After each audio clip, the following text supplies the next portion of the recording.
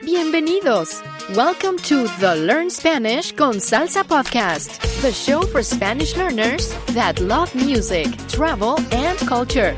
Close your grammar textbooks, shut down the language apps, and open your ears to how Spanish is spoken in the real world. Let us show you how to go from beginner to bilingual. Here is your host, certified language coach, Tamara Marie. Hola y bienvenidos. Welcome to episode 2 of the Learn Spanish Con Salsa podcast. So today we're going to talk about Spanish from the Dominican Republic. So if any of you have met anyone from the Dominican Republic or you have friends from the island, you will know that the Spanish that's spoken in the Dominican Republic is just a little bit different than what you may have been taught in school or what you've learned with an app that you may have downloaded. So today I have a member of the team of Spanish Con Salsa. I'm here with Kesia. And we're going to talk a little bit about Dominican Spanish in general, like what is Dominican Spanish, what makes it so different. And we're going to talk a little bit about some of the specific things about Dominican Spanish that really are a little bit unique. So make sure that you're ready and that you listen up because today is going to be a very interesting conversation. So just a little heads up before we get started. The introduction to the conversation in this episode will be 100% in Spanish. And that's to give you some more exposure to listening to Spanish conversation. So if you're an intermediate learner, challenge yourself to listen and see how much you understand. Now, if you are a beginner and you find it a little challenging to follow the conversation at the beginning, not to worry, we will switch back to English once we get to the more detailed conversation about Dominican Spanish. But you can access the full transcript plus the translation to English by going to our show notes page at learnspanishconsalsa.com/Dominican Spanish. That's learnspanishconsalsa.com/Dominican Spanish. So with that, let's go ahead and get started. Now I'm going to introduce you all to Kesia. Hola, ¿cómo estás? Hola, muy bien. ¿Y tú? Bien, bien. Entonces, Kesia, ¿de dónde tú eres? Soy de República Dominicana, de la región del Cibao. Específicamente vivo en la ciudad de La Vega. De La Vega. Entonces estás en el norte del país, ¿verdad? Exacto, sí. ¿Y cuánto tiempo llevas estudiando inglés? Porque yo sé que tú eres bilingüe y tenemos oyentes que quieren ser bilingüe también. Entonces, yo quiero saber un poquito de ti y cómo tú aprendiste inglés en tu país. Pues aprendí inglés cuando era joven. Bueno, soy joven todavía, pero cuando tenía todos somos jóvenes. Sí, tenía 14, 15 años. Fui a un instituto de idiomas aquí. Iba todos los sábados en la tarde a aprender inglés. Pero después que me gradué, pasaron 2 años y cuando me gradué no me sentía con la confianza de hablarlo. Sabía mucho del libro, gramática, pero a la hora de hablar tenía mucha vergüenza. Entonces fue con amigos practicando y hablando con ellos que llegué a alcanzar la fluidez o un poco de la fluidez que tengo actualmente. Sí, hay muchos turistas y amigos de otros países que viven aquí y ellos me han ayudado mucho a mejorar. Qué bueno, entonces con tus amigos podías practicar más el inglés. Sí. Yo sé que todos estamos en el proceso de aprender otro idioma. Yo estoy aprendiendo inglés o español, otro idioma, y puedo llegar a fluidez. Es como un proceso, es como algo que tenemos que hacer cada día. Entonces, hubo un momento en que te sentías como, ay, por fin, yo soy bilingüe. ¿Hubo un momento específico que recuerdas o solo fue un proceso? Creo que fue un proceso. Como te dije, cuando me gradué, cuando terminé de estudiar, todos pensaban, oh, ya ella puede hablar inglés porque terminó 2 años de estudios del idioma, pero no era así. Sí. Tenía el conocimiento, pero no tenía la práctica. Y luego, a medida que comienzas a hablar y a usarlo, te das cuenta cuáles son tus fortalezas o debilidades y vas mejorando. Y creo que lo que te da la satisfacción es poder comunicarte con otra persona que habla el idioma y que solo habla ese idioma, no puedes traducir, no hay otra manera de comunicarte con él. Sí. Eso te da mucha satisfacción y te hace sentir como, oh, sí, en verdad hablo inglés, en verdad puedo hablar y me entienden y puedo comunicarme. Pero creo que es un proceso, nunca dejas de aprender, nunca, o sea, actualmente todavía estoy aprendiendo palabras nuevas y cosas nuevas. Como cualquier idioma, hay mucho espacio y oportunidad para aprender. Exacto. La verdad es que me sentía igual con el inglés, porque hay muchas palabras en inglés que aún no sé también. y también con la gramática, porque con inglés es muy difícil la gramática. Entonces sí, yo creo que eso de verdad es como todos tenemos que continuar aprendiendo cada día. Entonces, bueno, yo creo que eso va a ayudar a los oyentes que están pensando que, ay, nunca voy a lograr esa meta de ser bilingüe. Entonces, creo que eso va a ayudarlos un poquito. Entonces, gracias por eso. Porque tenemos muchos principiantes, ahora vamos a cambiar al inglés para la conversación sobre español dominicano. Okay, so we're going to switch to English now. I know a lot of you are beginners. We will have the whole conversation for today in the show notes. So there will be a transcript with the translation to English. So if you didn't catch all the conversation just a minute ago, make sure you go to the show notes and check out the transcript. But for now, we're going to switch to talk about Dominican Spanish and Kesia, because she's from the northern region of the country, which I have to say the Cibao, like the accent in that region is very particular. And if you listen to any bachata music, a lot of the artists that are well known actually come from that region. So usually what we think of when we think of like the Dominican accent is usually El Cibao, right? Yes, definitely. It's very campo-ish, like we say here. Yeah. And El Campo is like the countryside, right? We would say in English, like the country, like people that live kind of outside of the city, country bumpkins, however you want to call it. But yeah, so in the Cibao region, there's a lot of people who live more in more of like a rural area, right? Yes. And it's funny because like you can be from the south or the east of the country and you might not be able to tell by the way people talk. But if you see a Cibaeño, you'll notice immediately that this person is from the Cibao, because our language and accent and dialect, it's pretty different from the rest of the country. So what are those characteristics? Well, first, before we get into that, let's kind of talk about what are the different regions, right? Because we talked about El Cibao, which is more towards the north. And you mentioned there's also the south and the east as well. Yes. So the East is very famous for the tourism. It's where Punta Cana is. I think everyone knows where Punta Cana is. Yeah, definitely. People say, oh, I've been to Punta Cana, but I've never been to Dominican Republic. That's funny. Yeah, I call it Little America. That's what I call it. Yeah, it's beautiful. Beaches are beautiful in this area. And yes, so you have the East and then you have the south of the country. It's a different territory. It's very poor, based on farming, basically. And it has beautiful beaches and areas as well, but it's not a tourist area. So it's like a virgin area of the country. Okay. Is Santo Domingo, the capital, is that considered part of El Sur or the South, or is that sort of like its own region in and of itself just because it's the capital? So technically it is part of the South, but lately people doesn't refer to it as part of the South. Like it's its own thing. Like you said, the capital, Santo Domingo. So there's three main regions in the Dominican Republic. And I think what we'll do first is let's talk a little bit about some of the characteristics of the accent of Dominican Spanish. Because what a lot of people tell me is that, wow, when I hear someone speaking Spanish and they're from the Dominican Republic, they talk so fast and I have no idea what they're saying.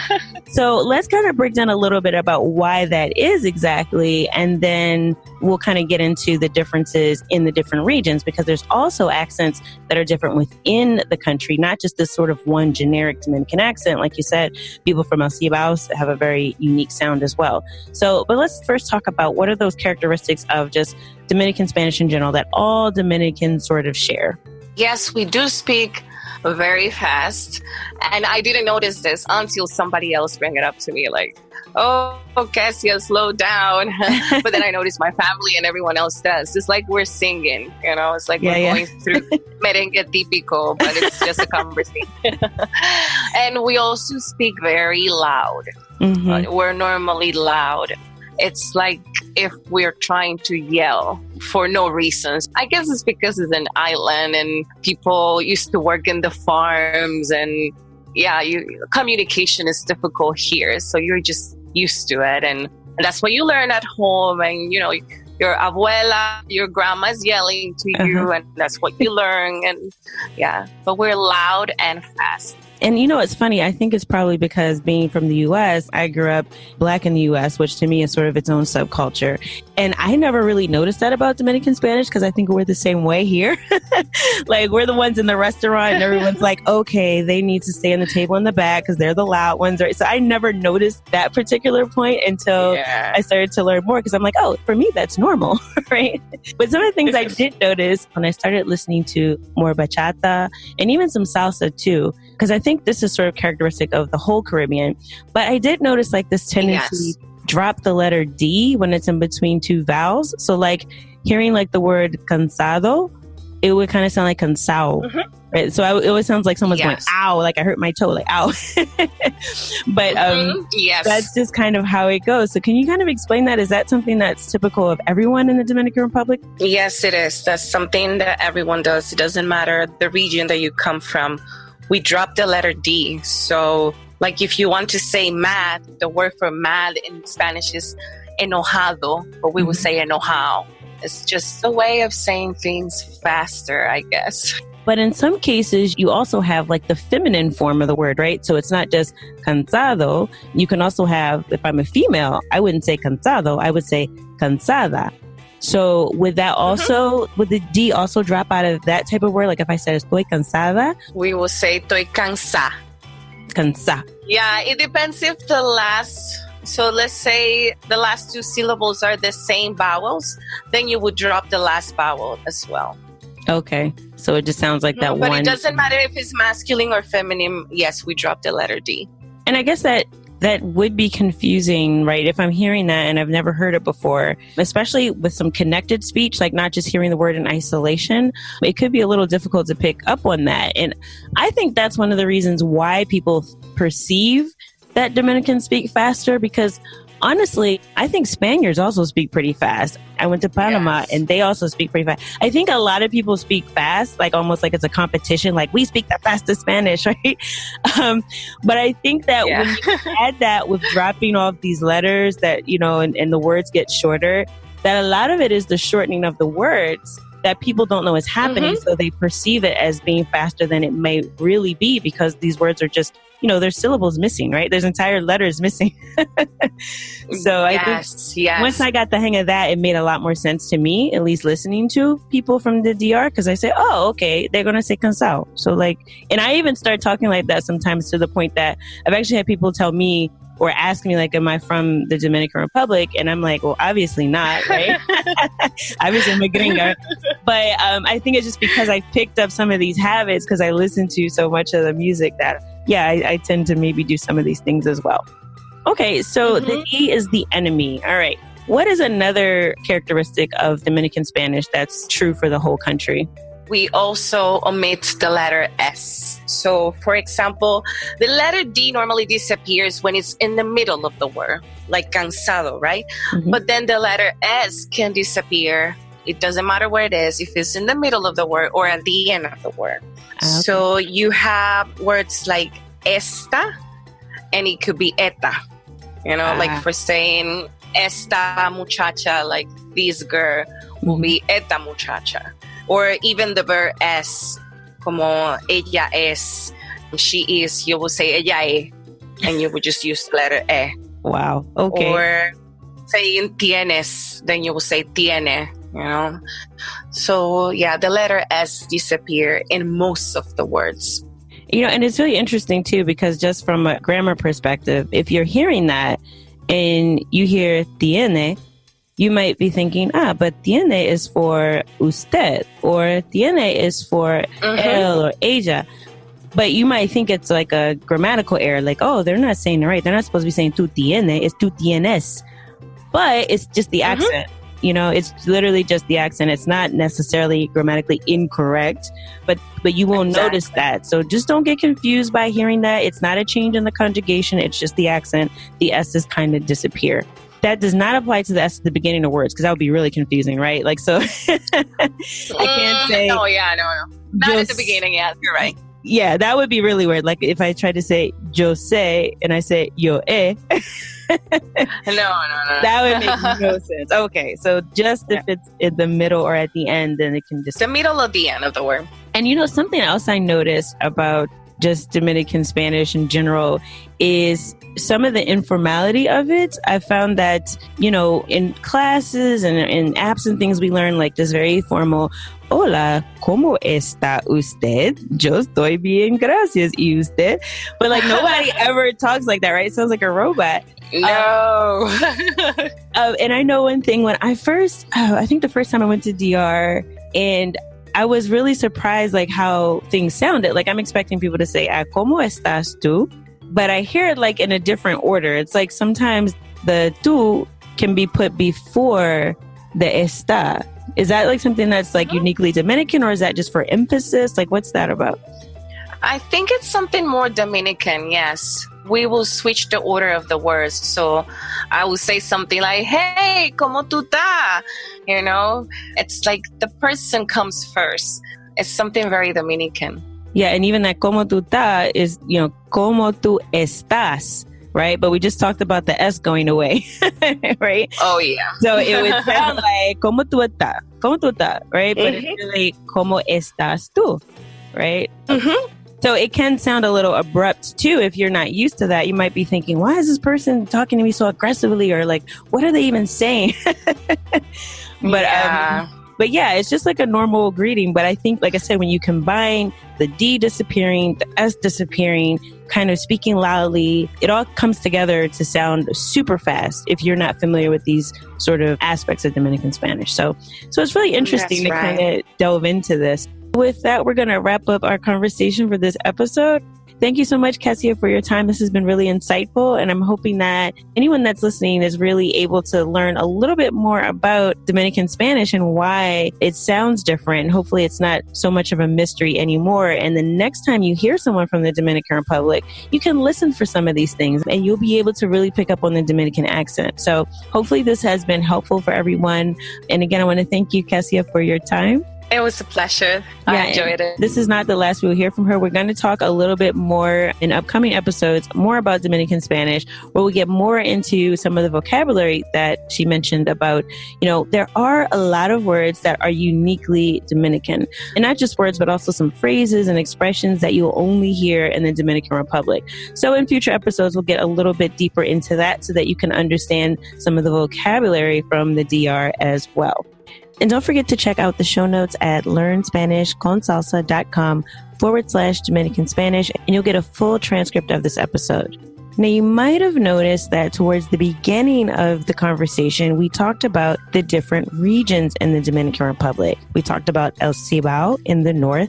We talked about the east, which is famous for Punta Cana. And we talked about the south, which is also where the capital Santo Domingo is.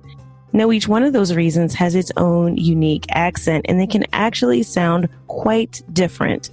So in part 2 of the conversation, we really get into some more details of the differences of the accents within the country, and we give you some specific examples of how the accent sounds depending on what region of the Dominican Republic the speaker is from.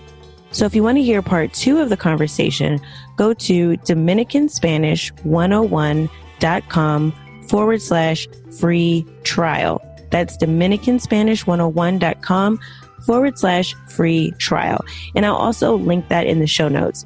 There you'll be able to sign up for a free trial of the Dominican Spanish 101 audio course. And it's completely free. So once you sign up for the free trial, you'll be able to access the section on the Dominican accent, and you can hear part 2 of this conversation.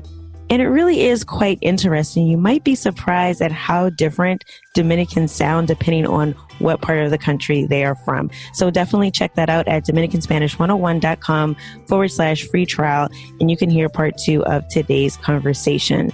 So that brings us to the end of this episode of Learn Spanish Con Salsa. It's my sincere hope that you learned something today to take you one step closer from Spanish beginner to bilingual. Hasta luego. Thank you for listening to the Learn Spanish Con Salsa podcast at learnspanishconsalsa.com.